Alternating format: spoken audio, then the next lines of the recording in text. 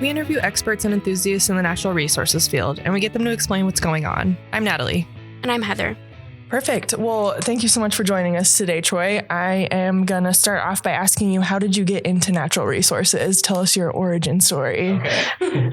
I guess growing up, I was one of those kids that spent a lot of time outside and just enjoyed the outdoors, but I never thought of that as being kind of a career choice that you could do that or study those types of things in those environments. But my junior year in college, I took a plant biology course and just really fell in love with plants. It kind of baffled me that these things had been growing all around me. And when I realized all the complexity of reactions and processes going on inside this plant that never moves, it just kind of blew me away that they were doing all of these things. And so I got hooked, kind of right there in plants. And at that time, I wasn't planning on going to grad school. And so, when I discovered I really enjoyed plants and wanted to do more with them, I had to work really hard to get my grades up so I could actually go to grad school. But at that point, I kind of knew that's what I wanted to study in general. And then kind of the natural resource part of that just kind of gradually grew out of where I went to school, got more into hiking and backpacking and doing outdoorsy things and just wanted to be more involved in those kind of environments and those systems and conserve them and manage them in a way that hopefully is sustainable. So very cool. Awesome. So I'm just curious if you have a specific memory of something that that happened to you and then you went, oh, this is going to be what I want to do. I don't think so. I think for me, it was more of a gradual, not an aha moment, but more of a gradual realization that I really love this. I love research. I love being in an academic setting. I loved being a student and I love interacting with students. And so it just kind of gradually made sense that, hey, I think this is my place. This is where I feel most comfortable and want to be. Very cool. Awesome. And so that kind of leads into our next question about how you came to CSU and kind of what drew you in to the campus and how that happened. Well, to be honest, there's not a lot of professor positions in any field or my field. So when, a job comes up, pretty much everybody's applying for it. But I had a friend that had lived in Fort Collins for a long time. So we had visited here, well before I had even applied for the position. And so we knew it was a place we kind of generally liked. I like more kind of arid environments like here. It's fairly dry and hot in the summer. And I like that kind of climate. So all of those things were things my wife and family and I were comfortable with before I even applied. So when I did apply to this position, it was there was no hesitation when we got the offer. It was yes, of course we would come here. So it wasn't that I sought it out, but we felt very, very lucky that this job came available and I was offered that position at that time. Awesome. Very cool. And then can you tell us about your involvement with CSU and what you do here and explain that to everybody? Okay. So I'm assistant professor right now in the Department of Forest and Rangeland Stewardship. So that's part of one of the departments in Warner College of Natural Resources. And so my kind of job description is roughly half of my time is supposed to be spent researching and understanding, plants a little better so we can manage them better. Roughly half is my teaching responsibility. So I teach undergraduate courses and graduate course. And then there's some extra time that, I'm need to allocate towards committees to help the university and the department run and maybe advising student clubs and those types of things. So that's kind of my general job description and kind of how I'm engaged here at CSU. Gotcha. Do you have a favorite part about what you do here? No, I'm going to be a really bad interviewee in that regard because part of what I like about being a professor is that no 2 days are the same. Every day is different. Every hour is different. And although that can be challenging and switching your brain from one thing to another, that's what makes it exciting. So, 1 hour, we're talking about research and understanding the cells of plants. And the next minute, I can be off in a meeting talking about academic standards or voting for committee members, to college committees and all that, just you go all over the place. And so it's never boring. And I think that's what I like about it is that it's constantly exciting and challenging and you're always moving around mentally and physically. So Cool. And so do you think, is that the most challenging part about your job, or is there other challenges that you've come upon that you didn't expect, or how does that work for you? That is definitely one of the biggest challenges, is just like, making your brain switch to all of those different things. But I think some of the other things that certainly in science during like your education as becoming a professor and a scientist, you learn a lot about the science and how to do science and how to analyze the data and all that. But you don't learn a whole lot about how do you advise graduate students, or how do you help undergraduates like find their place in life, and how do they become like managers, and like how do you do all of that? We don't learn that. And so that's been challenging, is kind of figuring that out, learning from other faculty members that have done it for a long time. And so that's been hugely challenging. And then, now you kind of have to manage budgets for different projects and things. And so being an accountant was never on my wish list of things to do. And so like I'm learning that. So those types of challenges are definitely things that consume some of my time and brain power. I've heard that from a lot of people from different jobs, that you end up being an accountant when you don't want to be. So that's funny. And so tying it into the Warner College specifically, what do you love about Warner, and what's been your favorite part about being part of that community? Okay. I think kind of you said the word that I think of is community. I do feel like we have a really nice community in the college. I hear that from students at both undergraduate and graduate level. I hope you guys feel that way. But I guess being a little more specific about what that community means to me and why I like it. One thing is I love the students that come to Warner College. I feel like the vast majority of students I interact with and have in class, they really want to learn and like be able to utilize the information they learn in college to help make the world, a little bit better place. And so like the fact that there's that pure desire to learn for that reason just makes it, they're easy to teach. Like I always have fun in the classroom, or almost always have fun in the classroom. Like it's just a good environment to be part of. And so I really like that. And I think that transcends not just like the students, but the faculty members and the interactions we have together are also like just really nice. Everybody's just down to earth person that they enjoy what they do. They enjoy life. And I think we just have a great balance of those things here in this college. Very cool. Awesome. Yeah. Community. I'm definitely all across the board. Yeah. Big aspect of this college. So that's always good to hear. And so as far as natural resources issues go and the work that you do, are there specific issues in natural resources that you think we should be talking about the most right now? Or what do you think is most important to have at the forefront of our discussions about natural resources? Yeah. So I think that is on your list of questions, like that is the most challenging one, partly because there's a lot that we could talk about. But I was trying to think about what are some of the unifying like issues we should like be thinking about. And so in an attempt to try to like boil that down to a word or a concept, I like the word sustainability, because to me it implies one, that we're conserving things, we're trying to manage things in a way that they're healthy, they're going to be around for a long time, but we're still utilizing those natural resources. And the other word I like that kind of goes along with that is ecosystem services. I think that's not quite as buzzy of a word as it used to be, but I really like that idea, that thinking about the ecosystems, that they're not just there for us to utilize. They are providing services to us to support the human population. And so whatever we can do to figure out a better way to make those ecosystems sustainable, I think that's what we have to talk about. And that's a really wishy-washy, not very specific answer. So I'll give you a little bit more what I think about when I'm doing my research and walking around an ecosystem, I guess. And I tend to fall on one of my biases is a little more towards conservation.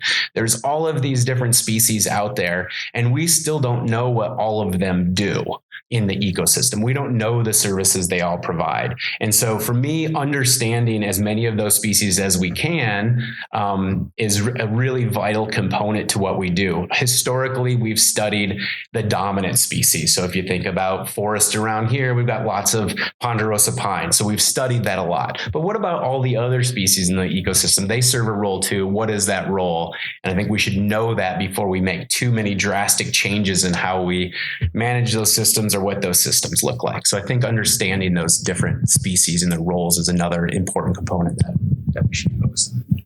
Yeah. So you just mentioned like making drastic changes as an issue. And so do you find an issue with people wanting to take action before they kind of know the research? Has that been an issue you've run into? I have a hard time like that with that, because I think as a society, we tend to do that a lot. And part of I get the pressure to make changes, right? Because we see there's a problem. We want to do something about it. And people like, policymakers or government people have to make certain decisions, even though the science isn't there. And the science takes a long time. I think that's one thing that I've become a little more maybe not quite passionate about, but wanting to communicate to people that are not involved in sciences.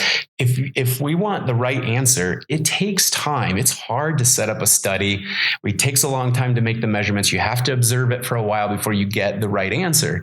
And so moving really fast is really hard in science. And so we got to find some balance between maybe slowing our decision making down, but how can we maximize the efficiency of science and research at the same time? So it's a tough challenge. I don't have the answer, but yeah. And it seems like now people want quick answers and quick solutions, or else we lose interest. So that's hard. That is very hard. Yeah. Yeah. So if you guys have solutions and how to do that problem, I'd be interested in hearing them. We'll think on it. We'll let you know.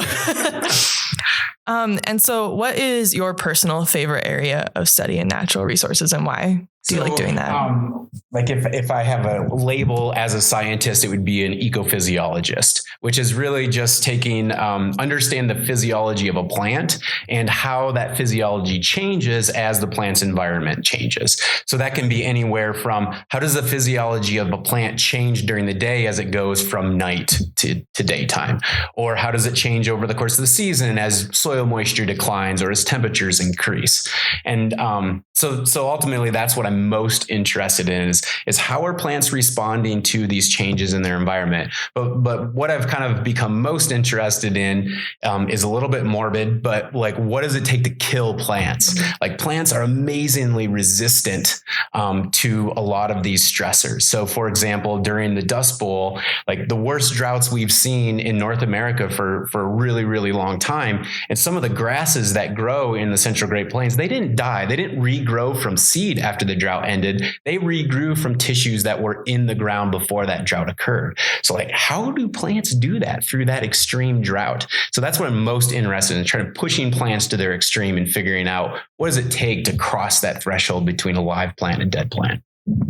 And you're part of the plant ecophysiology lab, right? Yes. What kind of projects are you doing there? So what we're most focused on right now is what does it take to kill a plant during drought, and what does it take to kill a plant during fire, and then kind of combining those two things. So we're doing some experiments now where we've taken these cores out of the ground. So we've dug, it's about a 12-inch diameter block of the soil that we've removed from the soil, and then taken it to another lab up in Rapid City. And then we manipulate how much fuel or dry grass is on top of that core, and then we burn it. And so our goal is to get different temperatures that living plants are exposed to, and see do they regrow after this fire, or do they not regrow? And then by having fires of different intensity, we can kind of pinpoint when they can survive and when they can't survive. And so that's one that's kind of fun because you get to burn stuff, which is never a bad thing. And so we're having fun with that. And then the other ones are really focused. They're similar, but focused on drought. We have some sites throughout the Front Range where we have rain out shelters. So we build like these almost little greenhouses over a little piece of the prairies or the shrublands that capture the rain before it gets into the soil and diverts it off somewhere else. So then we have these little areas of the prairie or the shrublands that aren't getting any water. And so it's like they're being droughted, and we're seeing how they respond to those.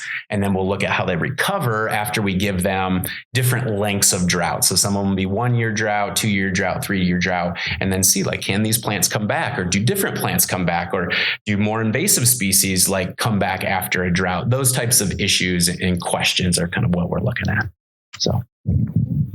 Cool. And so are there any other research projects you're currently involved in that you'd want to tell people about? Let's see. What are some other ones that we're most excited about? I think one of the other ones that I'm really interested in is, so I'm really interested in different species, how different species respond, or how plants in vastly different climates, why they're different and how they behave. And so we've been doing some more work with understanding within an individual species, but looking at different populations of that species. So for example, one of the ones we've looked at recently is Bouteloua gracilis, which is blue grama. It's the dominant grass species in the shortgrass steppe. So it occurs down in Mexico all the way up into Canada. This one species, like really cold places, really hot places, dry places, somewhat moist places, not really moist, but like it dominates all of these areas. And like, how does one plant do that? And so we've been trying to like understand how one species can do that. And does that mean that species has, or each population of those species? So for example, what I mean is like, if you look at the plants growing in say, North Dakota, of that one species, and you compare them to plants of that species growing in New Mexico, do they behave exactly the same, or are there differences within that species in how they respond to drought or cold temperatures or hot temperatures? And so that's something else that we're looking at. And why I think that's important is as we're thinking about seed sources for restoration, one of the ideas is, okay, well, we're restoring this particular area, and the climate that these plants are going to be exposed to might be different than the previous population was there. So should we take seeds from a warmer and drier place and sow them in this place during our restoration project? Like, is that going to benefit and maximize our chance of success in this restoration project?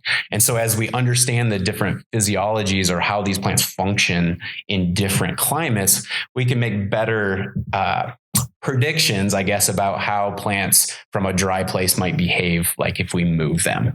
And the take home message is and nobody will be surprised that it's way more complicated than we think. You can't just go to a drier, hotter place, plant those seeds and expect them to do well, because they have different growth strategies. And so we have to like encompass or understand a little bit more than just like, is it hotter and drier there? So I don't know if that makes sense, but that might end up being the tagline for our podcast. It's much more complicated than you might think. That would be a good, or it depends. Yes.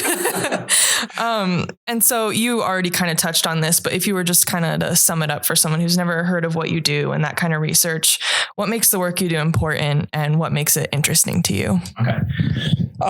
The reason for me that it's important is, and I've tried to come up with a good analogy for what I'm going to say, and I haven't come up with a good one. I need to work harder on this. But I think we can probably all think of examples where you see a problem and you fix the problem with whatever solution came to mind. And that worked in that particular situation. But if you take a completely different situation, so for example, I don't know, I'm going to come up with an on-the-fly analogy that's going to be horrible. But let's say you've got like a GE refrigerator and it breaks, and you figure out, oh, I need this particular part to get this refrigerator to work again. Great. And then like 5 years later, you have a KitchenAid refrigerator that breaks, and you're like, oh, well, that part worked on the GE. I'll try that part on the KitchenAid. And it might not work. And it's probably because you didn't really understand the mechanisms of the refrigerator. So if we understand the mechanisms of the refrigerator, we can take what we learn in one situation and apply it to another situation. So as thinking about managing ecosystems, if we just do a study on one plant in one system, we say, oh, drought does this to the plant. Well, that doesn't mean drought does the same thing to a different plant. And so we need to understand how the different plants and different communities are responding to these changes in the environment, whether it be, warmer temperatures or drought or more CO2 in the environment, whatever it is, we need to understand those so we can actually make good decisions about how to manage them, or quote unquote, like the analogy, how to fix them, if you will. I don't like that term, but for ecosystems. But anyway, hopefully you get one. Yeah. Well, and if you could do any research project, what would you want it to be on? Yeah. So that was a good question. And what immediately came to mind is an idea that I know several people have had, because we'll have conversations and you're like, yes, that's a great idea. And it is just having a traveling lab. And so the ideas have spanned from like getting an RV trailer and decking it out, to a recent one that a colleague up at Wyoming had, is he wants to get a VW van, like old hippie van, deck it out as a research lab and travel around. And that's mainly because, as I mentioned before, I'm really interested in how plants in really different climates behave. And so if we had a traveling lab, we could spend a summer or a month like moving along these gradients from like southern places to more northerly places, or eastern places to more westerly places, to try to understand how plants across those gradients are behaving. And it would just be cool. So that's my dream. Yeah, that would be very fun. Well, going back to kind of the drought tolerant stuff we were talking about earlier, can you explain briefly what that is and how plants become drought tolerant? Sure.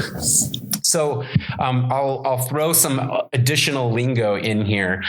So I think in general, when we think of plants that survive in dry places or can survive in a drought, an area like the prone to drought, we think of drought tolerance. But from a physiological perspective, or thinking about plant function, we kind of divide that up. So we really call that drought resistance. If a plant occurs if you go to the desert, plants that occur there, we would call them drought resistant, but they're not necessarily drought tolerant. So I'll try to explain the difference.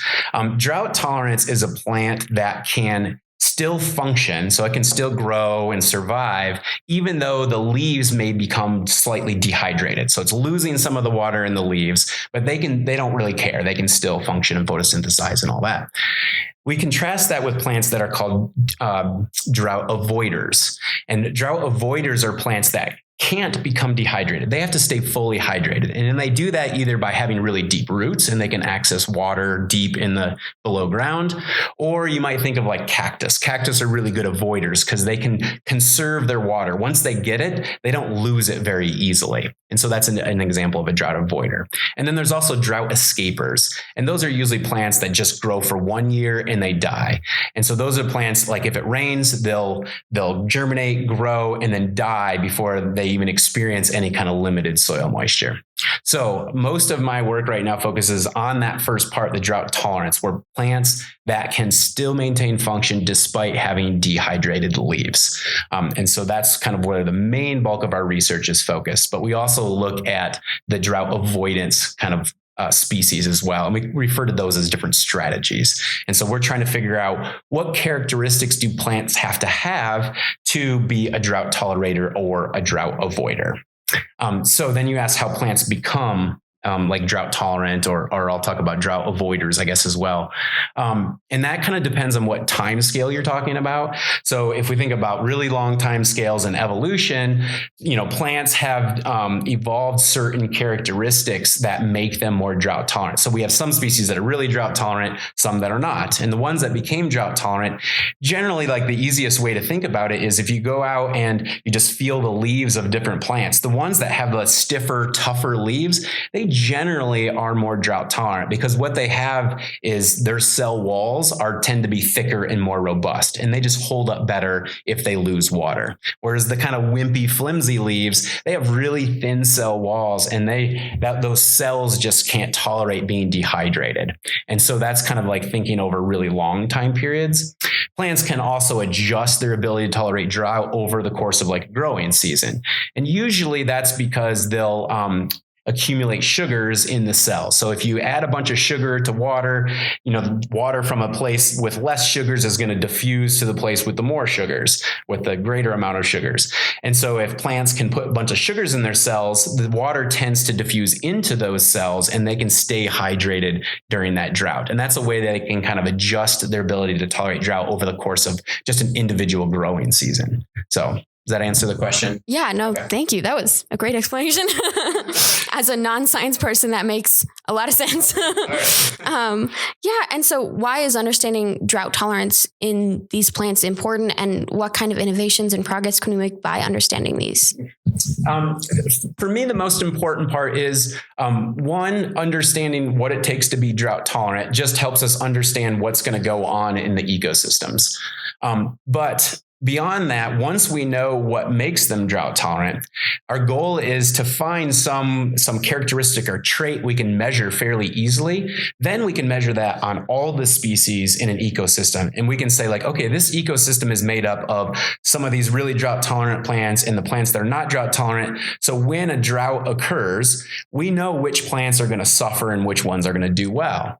And why that is important is as we manage those ecosystems, we can't do a lot during a drought, right? Like it's not like we can go and irrigate like Western Colorado to prevent it from droughting, but it helps us more in the recovery. How do we manage these systems to help them recover? If we know a certain population of plants or certain types of species of plants are going to really suffer in a drought, maybe we say like, okay, do we need to plant some extra seed next year when it rains to help restore that plant population if that's important for sage grouse or some other kind of animal or plant function or ecosystem service. So it gives us more information to make management decisions, especially in the recovery after these kind of drought events. Yeah. Well, that's very useful to recover ecosystems, I'm sure. Yeah. But what are we still learning about drought tolerance? What are we missing? I think the biggest piece is really understanding the trade-offs. And what I mean is, when we think about plant growth or even animal kind of physiology and function, and life in general, we as people are good at some things, and usually that means we're also bad at something else, right? Like I'm really good at coming up with things on the fly. I'm a really bad planner. So that's my trade-off. So plants that are drought tolerant, they might not be very good at other things. And we're still figuring out what those trade-offs are. And I think those are really important to understand, because if we make certain management decision that is going to, let's say, benefit a drought tolerant plant, that probably means it's not going to benefit the drought intolerant plants because of some trade-off. And so we need to understand those trade-offs so we know what good and bad things are going to come from, or I don't know if good and bad is the right words, but like what things are going to happen when we make management decisions. And so what plants are going to respond positively, which ones are going to respond negatively to those. So, yeah. And what's surprised you the most during your drought tolerance research? What's been the most interesting? Yeah, I think one of the most recent things that's kind of fresh in my mind that was surprising is that plants growing in the driest places are not the most drought tolerant. And we've kind of known that a little bit, but I had a student recently, Julie Bushy, who was a master's student, looked at this one species that I talked about earlier, Bouteloua gracilis, this blue grama. She took plants from North Dakota all the way down to New Mexico. And so she's got these different populations, and then she did a drought experiment to see how they responded.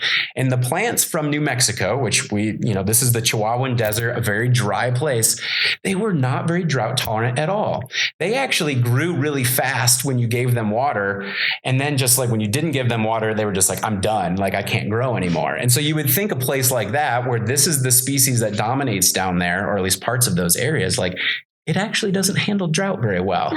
And so like just thinking about what does that mean? Like, what do we need to learn from that and think about, just kind of like turn some of my ideas of plant drought tolerance on its head. And so now I kind of have to reevaluate how I think about that. I'm curious if that includes cacti, because if you were to ask me, who doesn't know anything about drought tolerance, what's most drought tolerant, I would say, oh, it's a cactus. Yeah. So are some of those not as drought tolerant as I would think?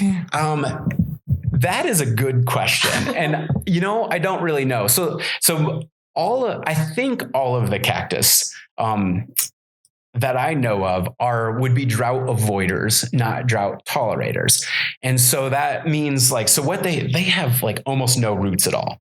If you like pull up, like if you go out around here, there's prickly pear everywhere. You go pull one up, like it comes right out of the ground. There's no roots. So they take up all of the moisture when it's like really available, shallow, like right at the surface. And then they can just hang on to that water forever.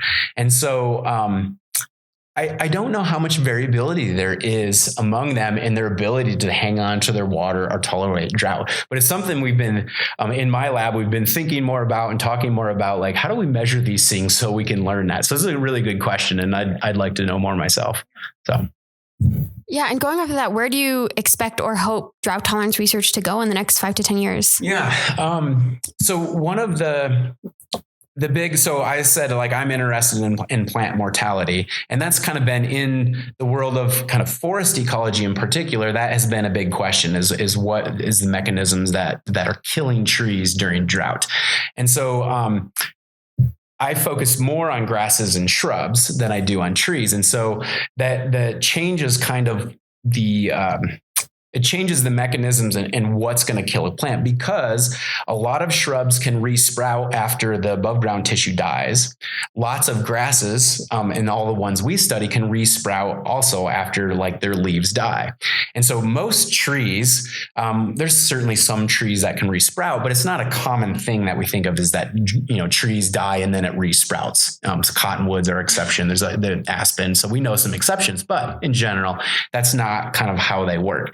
But that's how grasses work. That is their main advantage, is that they can resprout from tissues that are stored below ground. So, like, I think for grassland ecology in particular, we have to start thinking a little bit more below ground. What's going on below ground with those tissues?